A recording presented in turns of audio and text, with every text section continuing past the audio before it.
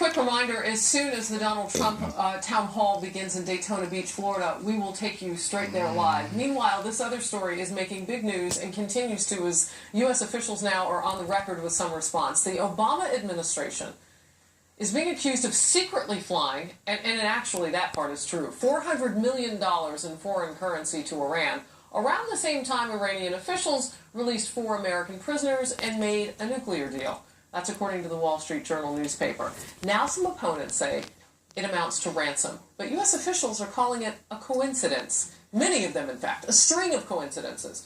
Iran released 4 Americans back in January as part of a prisoner swap with the United States. You may recall it coincided with the U.S. nuclear deal with Tehran. The Journal is reporting around the same time the Americans left Iran, the U.S. sent wooden pallets stacked with euros and Swiss francs and other currencies into Iran in an unmarked cargo plane. Of course, the U.S. has a long-standing policy of not paying a ransom, particularly doing deals cash with terrorists. And U.S. officials say this was not ransom. Instead, they say it was part of a $1.7 billion settlement the U.S. reached with Iran involving decades-old legal battle over a weapons agreement.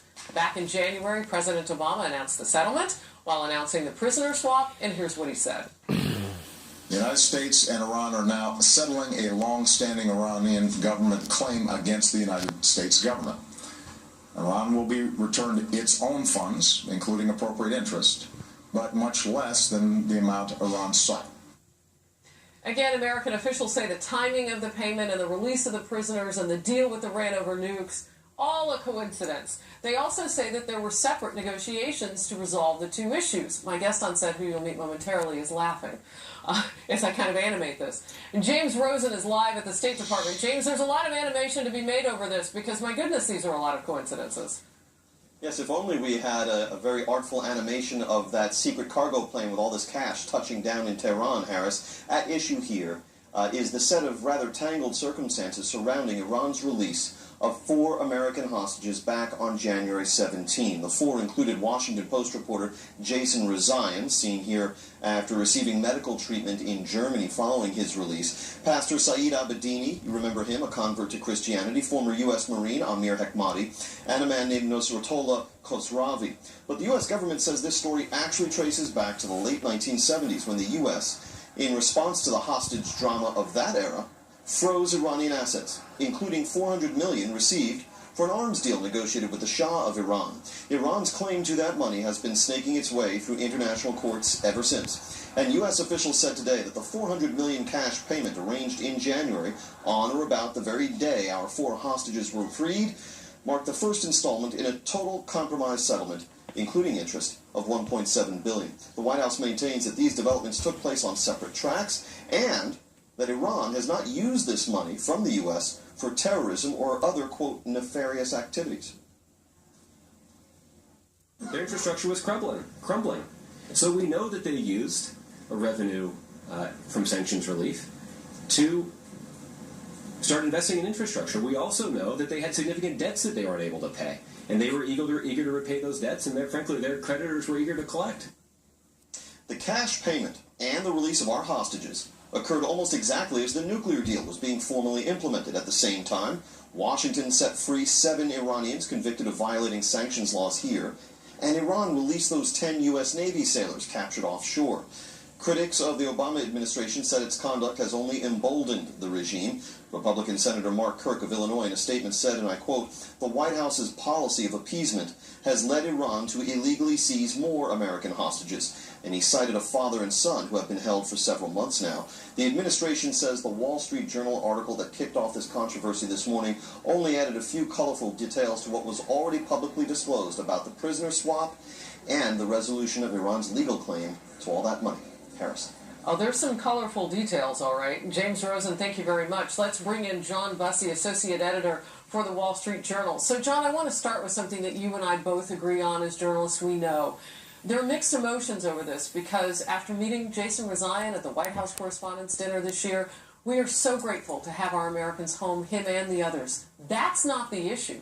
The issue is how that came about and this secret cargo plane full of cash. I mean, it sounds like a movie, but are we funding terror by doing this? That's the question. Does this make the palette, if you will, wider, bigger for terrorists to say, oh, we can go to the U.S. for cash now. Yeah, so Jay Solomon and Carol Lee of our Washington Bureau broke this story, and it's in the Wall Street Journal, and all the details are there. If you're viewing this negatively, there is no such thing as coincidence. The down payment on the $1.7 billion settlement happens on the same day that the prisoners are released. That almost amounts to ransom. You're just going to run into the same problem with countries taking our people prisoner to try to get further in. That's the negative side. What the administration is saying is that no, there were a number of different channels, lots of things happening with Iran, the Iran nuke deal, the arbitration that was going on in The Hague over this frozen money from decades ago was reaching ahead as well. It was going to go against the Americans, it looked like. The settlement was better, they felt. And the prisoner swap.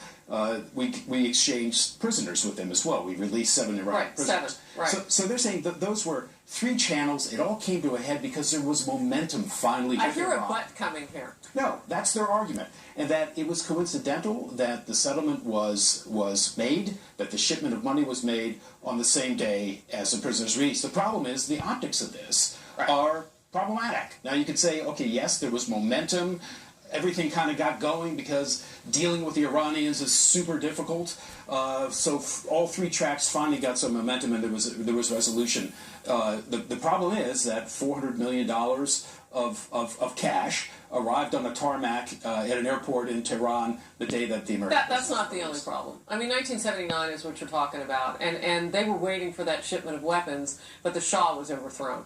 So that money sat there, and there have been decades of litigation over that cash. The coincidence, in quotes, that it would happen right around the same time, that's a problem. The other problem is that Iran is saying that this was definitely ransom. They've got it all over their state media. Let me finish. But the American public now, and critics would then want to ask, are we to believe the Iranian government because their story makes more sense than our own government? Well, that to some people. I'm not sure who would say that the Iranian story makes more sense. And of They're course calling it ransom. Yeah, Pretty simple. I mean, believe the Iranians. If you wish to, I wouldn't go to the bank. I wouldn't go to the bank on this. This was, in fact, not just a case that was settled out of the ether. It was a case before an international tribunal in The Hague. It had been going on for a long time. And the Americans thought that it was going to go worse against them, and that this was a beneficial settlement. Again, the problem is the optics of cash arriving on the same day that the... I get it. My final question for you real quickly is just in the side deals. I mean, we don't know what was in those side deals for the Iran agreement. So maybe this was one of those things that was in there that we'll never know about. Or there was just a sense of momentum gathering. But, it is important what James Rosen pointed out, is that since the cash was paid, there were 2 more, Americans who have been arrested by the Iranians, and so it's not as if 3 now. It's not as if our relations with them have been notably improved by. Well, no, they've been ballistic weapons testing too. Samantha Power at the UN said that that's a violation. Yeah, no, we're not buddies with them. Yeah, but they got a whole lot of cash in a plane. I'll move on. John Bussey, thank you. As U.S. fighter jets bomb the Islamic State savages in Libya, part of a new military campaign, we're learning about a recruiting machine inside the terror organization. Coming up, a look at the Islamic State's so-called secret service in charge of plotting attacks around the globe. First, a Fox Urgent, and President Obama speaking in Washington, D.C. It's part of a town hall there at a presidential summit for young African leaders. We're monitoring the president's remarks, and if he makes any news with his remarks, we'll be right back on that as well. Stay close. Your insurance company won't replace the full value of your totaled new car. Monsoon storms slamming the Phoenix area, causing dangerous conditions on roads and leaving cars stranded in the floods. Fire crews report rescuing multiple drivers who were stuck. Nearly 2 inches of rain fell in about an hour in some parts of the city yesterday. Well, hackers have stolen Bitcoin worth $72 million from users. The breach happened at a Bitcoin exchange in Hong Kong, one of the largest in the world. Execs say they are investigating. In 2014, a Bitcoin exchange in Tokyo collapsed after its customers lost $500 million worth of virtual currency. That was in a hack attack. And for the first time in history, the U.S. government has given the go-ahead to a private company to fly to the moon. A small startup from Cape Canaveral, Florida, planning to send a robotic lander to the moon next year. Execs say they plan to beam back photos and videos to us here on Earth. The news continues with Harris Faulkner right after this. The following memory.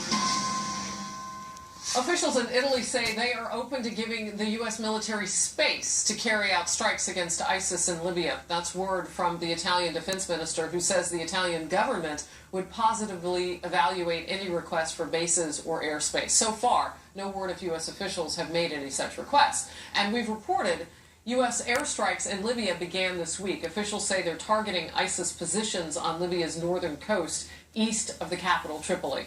Defense officials telling Fox News the combat planes have been taking off from a Navy assault ship, and that it's all part of a 30-day air campaign President Obama authorized. Meanwhile, the ISIS savages have released a new propaganda magazine attacking Christians and Jews. It even has an editorial section called Why We Hate You. Greg Palcott has more for us on this. You can't even make it up, Greg. Evil. Amazing and ugly stuff, Harris. Yes, it's anti-Christian, anti-West, pro-ISIS. This is a slick digital piece of propaganda coming from ISIS. In fact, it is the 15th edition. It just keeps on coming. The cover story of this edition, Break the Cross, hitting very hard at Christianity, claiming that Jesus was a slave to their God, Allah, and when he returns for the final days, he will wage jihad in Allah's name. What is amazing, Harris, is how topical this all is. They called the two militants who last week, you recall, killed that priest in France, soldiers of the Caliphate. They note other recent terror attacks, Nice, Germany, elsewhere. They praised the Orlando nightclub shooting for, in their words, succeeding in massacring the filthy crusaders. Very bad and very digital stuff, Harris. And what are analysts saying that ISIS is trying to accomplish by floating out magazines and literature? Yeah, this is very important, Harris, to look at what is happening right now with ISIS, because what the analysts are now saying, that as it loses territory in places like Syria and Iraq, it is stepping up its message to its followers in various countries, including the United States, to strike out there. They see this as one of the most slick recruiting tools that any terror group, including Al-Qaeda, has ever used. One more example of yet another article, you were referring to it, 6 reasons why ISIS hates just about everybody and commits its acts of violence. First and foremost, because we are all disbelievers. The genie is out of the bottle, Harris. Back to you. Greg, thank you very much. And now there's word ISIS savages have their own secret unit in charge of planning attacks around the globe. That's according to the New York Times newspaper, which reportedly obtained thousands of pages of intelligence documents from governments in Europe. The Times is reporting the documents show the ISIS branch in charge of recruiting fighters before deploying them in other countries. Trainees of the so-called Secret Service reportedly played a role in the recent terror attacks in both Brussels and Paris. Tara Mahler is a former CIA military analyst, and she's senior policy advisor now for the Counter-Extremism Project. Tara, good to have you. This is chilling. I mean, they're already very good at recruiting online. And even within our own country, we've seen, and I've been to Minnesota, where they've broken up some of the conversation between certain mosques, imams, and young people, that radicalization. They're already good at this. A secret service. What will that do to change the fight? It is chilling. There was a high level of detail in the New York Times report based on interviews with individuals who have left, have been part of ISIS, defected. The interview was with somebody in a German prison.